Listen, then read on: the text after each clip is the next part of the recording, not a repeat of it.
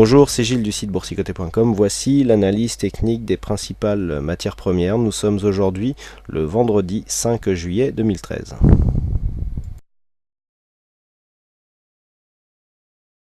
Nous commençons cette analyse par l'or, donc le métal jaune qui était ici précédemment sur une phase, dans une phase horizontale. Alors je vous avais indiqué ici un point à casser à 1236 $ l'once. Cette zone a été cassée ici en séance, donc il confirme ici l'orientation baissière du métal jaune. Hier j'attirais votre attention sur le fait que nous étions précédemment au-dessus de la moyenne mobile 20 exponentielle, que nous étions passés en dessous et que cela pouvait représenter un signal de retournement par rapport ici à cette phase de rebond technique.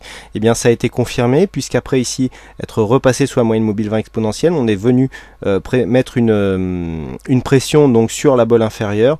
Petit contact ici très rapide avec la moyenne mobile 20 exponentielle et on a confirmé ici par une brusque accélération baissière donc qui vient en confirmation. Donc on était précédemment sur un signal baissier, vous voyez comment les indicateurs ici étaient baissiers dans leur progression, avec un signal baissier donc du MACD qui était parti ici depuis mardi.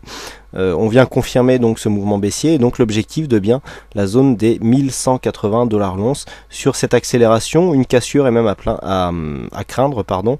Si une cassure devait intervenir, eh bien nous tracerions les retracements de Fibonacci.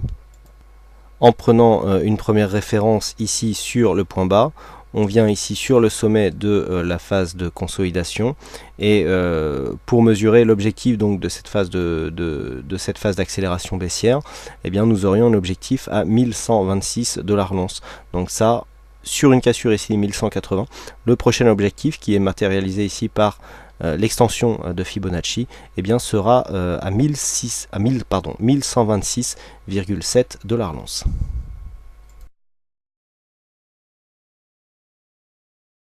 On enchaîne avec le WTI, donc le WTI qui, suite à la cassure ici de cette zone majeure des 100,85 $ le baril, eh bien a retrouvé cette zone comme un support. Cette zone a bien été ici confirmée comme une zone de support. On est revenu sur une précédente zone de point haut, on a cassé cette zone de point haut et ensuite on est revenu marquer de nouveaux plus hauts.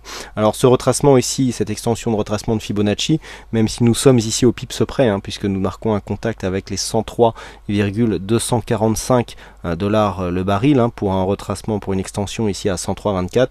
Bon, vu qu'on n'est pas ici sur une phase de consolidation, pour l'instant c'est dû au hasard et donc ça ne correspond pas à un objectif qui était déjà prédéfini. Quoi qu'il en soit, la tendance ici reste haussière. Nous avons des contacts répétés avec la bande de Bollinger supérieure, des point d'entrée très intéressant ici sur la moyenne mobile 20 exponentielle, ce qui est caractéristique d'une tendance haussière court terme. Donc tendance haussière qui restera en phase et valide tant que nous n'aurons pas une cassure de ce point bas significatif qui se trouve à 100,52 $ le baril.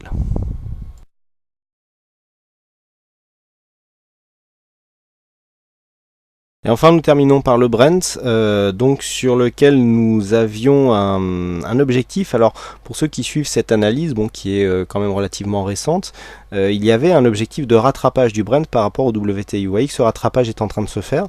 Alors on est venu marquer un contact avec le 161,8 par rapport à cette phase de retracement ici.